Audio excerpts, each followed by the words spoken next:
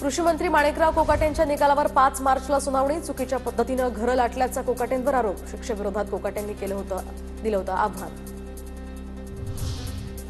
महाराष्ट्र कर्नाटक सीमा प्रश्नासंदर्भात समन्वयक मंत्री म्हणून उच्च आणि तंत्र शिक्षण मंत्री चंद्रकांत पाटील आणि राज्य उत्पादन शुल्क मंत्री शंभूराज देसाई यांची फेरनिवड।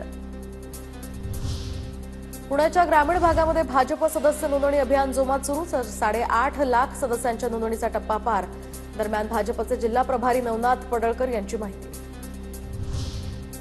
सोलापूरकरनं तयार केलेल्या मसुद्याला पालिकेकडून मान्यता नाही। राहुल सोलापूरकरवर पुणे महापालिकेचं स्पष्टीकरण। सांस्कृतिक धोरण ठरवण्यासाठी सोलापूरकरची डिसेंबर 2023ला नेमणूक। पालिकेची माहिती।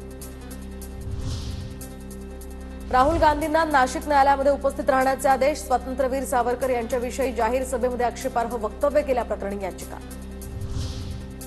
आम्ही तत्वांशी कधी फारकत घेतली नाही। ज्यांनी तत्वांशी फारकत घेतली त्यांची स्थिती आता महाराष्ट्रामध्ये कशी आहे ते आपल्याला माहिती आहे। मंत्री गुलाबराव पाटलांचा उद्धव ठाकरेंचा टोला।